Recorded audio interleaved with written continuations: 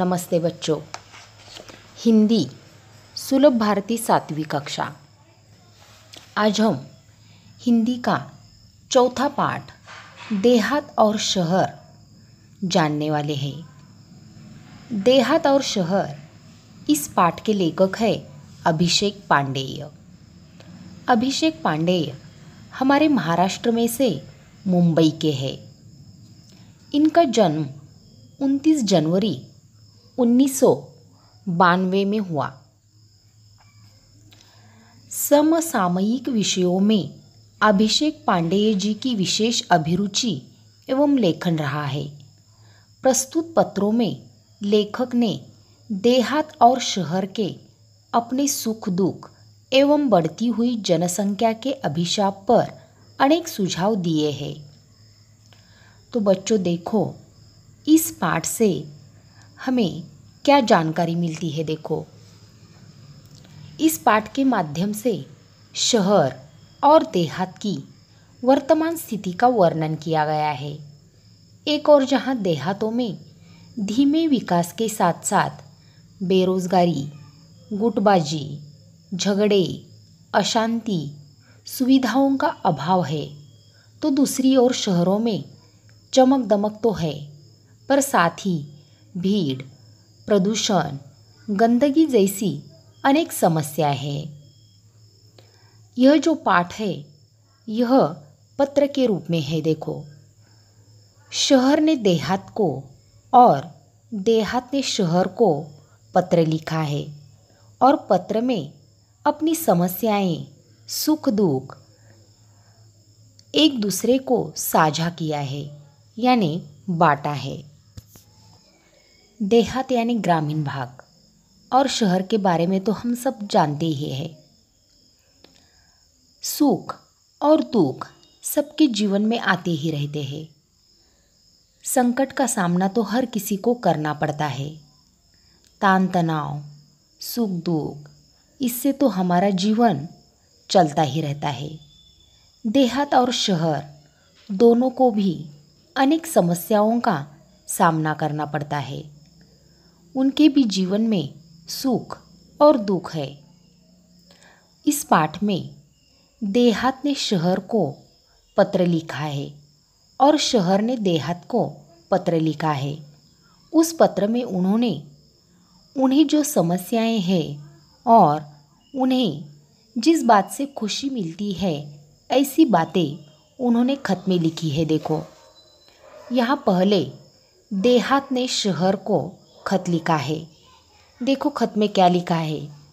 प्रिय मित्र शहर, नमस्कार। यहाँ देखो दिनांक 1 अगस्त 2017।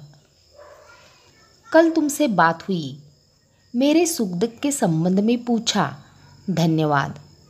बहुत सारी बातें मन में है, सब कुछ दूरध्वनि पर कहना मुश्किल है। तो देखो, खत की जो शुरुआत है वो देहात ने कैसी की है। देखो, वो शहर से क्या कहता है कि कल तुमसे बात हुई, यानी कि देहात और शहर दोनों की कल बात हुई थी, लेकिन बात किस पर हुई थी? दूरध्वनि पर। आज तो घर घर में मोबाइल फ़ोन है। जब भी हमें किसी की याद आती है तो झट से हम मोबाइल फ़ोन पे बात करते हैं। तो ऐसे ही शहर और देहात की दूरध्वनि पर बात हुई थी और शहर ने देहात से उसके हाल हवाल के बारे में पूछा था। इसीलिए देहात शहर से धन्यवाद कहता है और कहता है कि उसके मन में बहुत सारी बातें हैं जो वो फ़ोन पर नहीं बता सकता। इसलिए वो क्या करता है कि अपने मित्र शहर को खत लिखता है। उसे अपने मित्र के सामने अपना मन खुला करने से उसका मन हल्का हो जाता है। इसीलिए वो क्या कहता है, देखो, इस बार कुछ अच्छी बातें भी तुमसे साझा करता हूँ। यहाँ साझा करता हूँ, इसका अर्थ क्या होता है? देखो, बांटना, एक दूसरे से अपना सुख दुख बांटना। मुलांनो, या ठिकाणी पहा, जे ग्रामीण भाग म्हणजे खेडेगाव आहे, तो काय करत आहे की शहराला आपलं जे स्वतःचं दुःख आहे ते पत्राद्वारे सांगत आहे पहा या ठिकाणी. आणि सगळीच ज्या चांगल्या गोष्टी आहेत तो शहरासोबत त्या शेअर करू इच्छित आहे. म्हणजेच काय सांगा, त्याला सांगू इच्छित आहे. देहात शहर से कहता है कि डिजिटल क्रांति का थोड़ा असर उनके गांव पर भी दिखाई देने लगा है. तो यहाँ देखो डिजिटल क्रांति यानी क्या. आज में हम सब डिजिटल यह शब्द बार बार सुनते हैं. देखो डिजिटल क्रांति एक ऐसी क्रांति है जिससे हमारे दैनिक जीवन से जुड़ी बहुत सी चीज़ें हम ऑनलाइन हो गई है. देखो जैसे हम घर बैठे बिजली या फ़ोन का बिल ऑनलाइन जमा करते हैं. हमें ट्रेन से बस से कहीं जाना हो तो हम घर बैठे ऑनलाइन बुकिंग करते हैं. ऐसे बहुत से सारे काम हैं जो हम घर बैठे ऑनलाइन करते हैं. अगर हमें कोई चीज़ मंगवानी हो वो भी हम ऑनलाइन मंगवाते हैं. फेसबुक, ट्विटर आदि के द्वारा आज हम सभी पूरे विश्व से जुड़े हैं. तो देहात क्या कहता है शहर से कि ऐसी डिजिटल क्रांति अब हमारे गांव में भी दिखने लगी है. म्हणजेच खेड्याला या ठिकाणी शहराला काय सांगायचं आहे पहा की जी डिजिटल क्रांती आहे ती त्यांच्या गावामध्ये सुद्धा आलेली आहे. आणि मोबाइलच्या माध्यमातून यानी कि देखो मोबाइल के माध्यम से नित नवीन सूचनाएं हम तक पहुंचने लगी है. यानी कि घर घर में मोबाइल है, इसलिए जो भी नई सूचनाएं होती है वो सब लोगों तक इस मोबाइल के माध्यम से पहुंचती है. स्वच्छ ग्राम स्वस्थ ग्राम यह योजना भी देहात में अब घर घर तक पहुंच गई है. जब गांव स्वच्छ रहेगा तभी हमारा स्वास्थ्य अच्छा रहेगा, क्योंकि स्वच्छता और हमारा आरोग्य इनका बहुत ही गहरा संबंध है. हमारा घर परिसर स्वच्छ रहेगा तभी हमारा स्वास्थ्य अच्छा रहेगा. हमें बीमारी नहीं होगी, हमारा मन सदैव प्रसन्न रहेगा. स्वच्छता के बारे में गांव के लोग भी जागरूक हो गए हैं. गांव के लोग उनके परिसर में जो भी कूड़ा कचरा होता है वह गांव के बाहर जाकर जमा करते हैं. शिक्षा के बारे में भी लोग जागरूक हुए हैं. आजकल सभी अपने बच्चों को, लड़का हो या लड़की हो, दोनों को उच्च शिक्षा देते हैं. बच्चों को ट्यूशन्स, नए नए क्लास ज्वाइन कराते हैं, क्योंकि उन्हें लगता है कि उनका बच्चा पढ़ लिख कर एक बड़ा आदमी बने और अपने पैरों पर खड़ा हो. इसलिए माँ बाप उनकी शिक्षा में कोई कसर नहीं पड़ने देते. देहात में किसान भी खेती के नए नए औजारों, खेती के आधुनिक पद्धति के बारे में जानकारी ले रहे हैं और अपने खेत में उनका इस्तेमाल कर रहे हैं. खेती से ज़्यादा उत्पन्न कैसे मिलता है इसके बारे में वो और भी जागरूक हो रहे हैं. देहात के लोग अब शौचालय के प्रति भी जागरूक हो रहे हैं. हर घर के सामने शौचालय दिखने लगा है. उन्हें पता चला है कि जब लोग बाहर खुली मैदान पर शौच को जाते हैं तो उसकी गंदगी की वजह से लोगों को कितनी बीमारियों का सामना करना पड़ता है. इसलिए लोग अब जागरूक हो रहे हैं. घर घर में शौचालय सबके दिखने लगा है. आगे देखो, हालांकि कुछ परेशानियां अब भी वही की वही है. तो बच्चों यहाँ देखो, देहात ने शहर को, देहात में जो भी सुविधा है और जिस सुविधा के बारे में लोग जागरूक हो रहे हैं उन सब के बारे में बताया है. लेकिन अब देहात कुछ परेशान सा दिख रहा है. वह अपनी परेशानियां शहर को बता रहा है. पीने का पानी लाने के लिए दूर दूर तक जाना पड़ता है. तो देहात में अब भी कौन कौन सी परेशानियां हैं देखो। लोगों को पीने का पानी लाने के लिए दूर दूर जाना पड़ता है। वहाँ स्कूल तो है, लेकिन स्कूल में सारी सुविधाएं उपलब्ध नहीं है। महाविद्यालय गांव से बहुत दूर है। तुम्हारे बारे में मैं सोचता हूँ तो मुझे लगता है कि तुम्हारे पास अत्याधुनिक और अच्छी सुविधाएं, विकसित तकनीक है। तुम्हारी दिन दुनी रात चौगुनी उन्नति हो रही है। तुम कितने सुखी हो। यातायात के आधुनिक साधन, पक्की चौड़ी सड़कें, बड़े बड़े शॉपिंग मॉल और 24 घंटे बिजली की सुविधा तुम्हारी शान में चार चांद लगा देती है। तो बच्चों देखो, यहाँ देहात ने किस तरह अपनी परेशानी शहर से बताई है। देहात में विद्यालय है, महाविद्यालय है, लेकिन उनमें जो आवश्यक सुविधाएं होनी चाहिए वह नहीं है। देहात को लगता है कि शहर कितना सुखी है, क्योंकि शहर में सारी अत्याधुनिक और अच्छी सुविधाएं हैं। हमें पता है कि शहर में बड़े बड़े मॉल होते हैं, जहां हम शॉपिंग करने के लिए जाते हैं। शहर के रास्ते भी देखो कितने चौड़े यानी कि बड़े बड़े होते हैं। शहर में 24 घंटे बिजली की सुविधा रहती है, लेकिन देहात में देखो जब बिजली जाती है तो 8-8 घंटे बिजली नहीं आती। इसलिए देहात को लगता है कि शहर बहुत ही सुखी है। शहर में इतनी सारी सुविधाएं हैं, यातायात के आधुनिक साधन भी है। यातायात यानी क्या?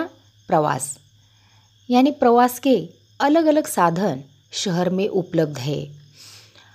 तो देहात को लगता है कि यह जो सारी सुविधाएं हैं, इससे शहर की शान में चार चांद लगा देती है। चार चांद लगा देना यानी क्या? शोभा बढ़ाना, यानी कि यह सारी सुविधाएं शहर की शोभा बढ़ाती है, ऐसा देहात को लगता है। यह सोचकर देहात का मन बहुत उदास होता है, क्योंकि वो यहाँ क्या कहता है देखो, एक ज़माना था जब मेरे यहाँ बहुत खुशहाली थी, चारों तरफ हरियाली थी, पर अब पहले जैसी रौनक नहीं रही। मैं असुविधा, बेरोजगारी, आपसी झगड़े, गुटबाजी, अशांति जैसी समस्याओं से घिरता जा रहा हूँ। तो यहाँ देहात क्यों उदास हो गया है देखो। देहात को लगता है कि जो पुराना ज़माना था, उस ज़माने में देहात बहुत ही खुश था, क्योंकि तब चारों तरफ हरियाली थी, सब बड़े खुश थे। लेकिन अब पहले जैसी परिस्थिति नहीं रही, क्योंकि देहात भी अब असुविधा, बेरोजगारी, आपसी झगड़े, गुटबाजी, अशांति इन समस्याओं से घिरा हुआ है। देहात में योजना तो बहुत सी आई, लेकिन अब भी उनमें असुविधा दिखती है। कुछ तरुण जो शिक्षा लेकर भी बेरोजगार है। लोगों में बिना वजह से आपसी झगड़े हो रहे हैं। इसी कारण उनमें गुट पड़ गए हैं, यानी कि गुटबाजी बढ़ गई है। इसलिए सब अशांति में जी रहे हैं, चारों तरफ अशांति दिख रही है। इन समस्याओं से देहात बहुत ही परेशान हो गया है। देहात में अभी भी कुछ लोग अशिक्षित और अल्पशिक्षित है देखो, जिन्होंने कम शिक्षा ली है और जो कुछ भी नहीं पढ़े। ऐसे लोग परिवार कल्याण के प्रति आज भी उदासीन दिखते हैं, क्योंकि जनसंख्या बढ़ रही है। उनके लिए यहाँ काम धंधा भी नहीं है। तो बच्चों यहाँ देखो, देहात ने उसकी सबसे बड़ी समस्या बताई है कि जनसंख्या क्यों बढ़ रही है, क्योंकि जो अशिक्षित और कम शिक्षित लोग हैं वह परिवार कल्याण के प्रति आज भी उदासीन है। जनसंख्या जब बढ़ती है तो इसके क्या दुष्परिणाम होते हैं ये हम जानते हैं। जनसंख्या बढ़ने से हमें अनेक संकटों का सामना करना पड़ता है देखो। रहने के लिए जगह, पीने का पानी, शिक्षा, नौकरी, काम धंधा, ऐसे अनेक समस्याओं का हमें सामना करना पड़ता है। तो यह सारी समस्याएं देहात को परेशान कर रही है। रोजगार की तलाश में फिर लोग क्या करते हैं, शहर जा रहे हैं। काम के लिए मजदूर नहीं मिल रहे हैं देहात में। शहरी चमक दमक और आधुनिक सुविधाओं की ओर आकर्षित होकर लोग देहात को अकेला छोड़कर शहर की तरफ दौड़ रहे हैं। यहाँ स्वास्थ्य सुविधाएं भी नहीं हैं, बीमारियां हैं, पर पर्याप्त मात्रा में सुसज्ज और अच्छे अस्पताल नहीं है। लोगों को ठीक समय पर दवा नहीं मिल पाती है। मेरा परिवार टूट सा रहा है, बताइए मैं क्या करूं? तुम्हारा मित्र देहात। तो देखो यहाँ देहात ने उसकी जो समस्या है वह शहर को किस प्रकार बताई है। देखो, देहात में कुछ लोग जो अशिक्षित और अल्पशिक्षित है वह भी बेरोज़गार है और कुछ तरुण भी बेरोज़गार है। तो ये लोग रोजगार की तलाश में शहर की तरफ जा रहे हैं। गांव में काम तो बहुत है लेकिन मजदूर नहीं है। क्यों नहीं है? क्योंकि वो शहर की तरफ जा रहे हैं। उन्हें शहरी चमक दमक का और वहाँ की सुविधाओं का आकर्षण हुआ है। इसीलिए सारे लोग देहात को अकेला छोड़कर शहर की ओर दौड़ रहे हैं। न जाए तो क्या करें, क्योंकि देहात में स्वास्थ्य सुविधाएं भी नहीं हैं। बीमारियां तो बहुत ही बढ़ रही है, परंतु जितनी बीमारियां बढ़ रही है उतनी मात्रा में देहात में सुसज्ज और अच्छा अस्पताल नहीं है। लोगों को जो बीमार पड़ते हैं उन्हें ठीक समय पर दवा भी नहीं मिलती है। इसीलिए देहात का परिवार टूट रहा है। तो इसमें देहात बहुत ही परेशान होकर शहर से कहता है कि बताओ मैं क्या करूं? तुम्हारा मित्र देहात। तो बच्चों, यह जो खत है, पत्र है, देहात ने शहर को लिखा है। इस पत्र में देहात ने कुछ अच्छी बातें जो देहात में अब भी है और कुछ परेशानियां जो देहात को हमेशा सता रही है, वह सारी बातें उसने अपने मित्र से शेयर की है। इस पत्र का आप वाचन कीजिए और पत्र में देहात ने शहर से देहात की कौन सी अच्छी बातें और कौन सी परेशानियां बताई है, यह आप अपने शब्द में अपने नोटबुक में लिख लो।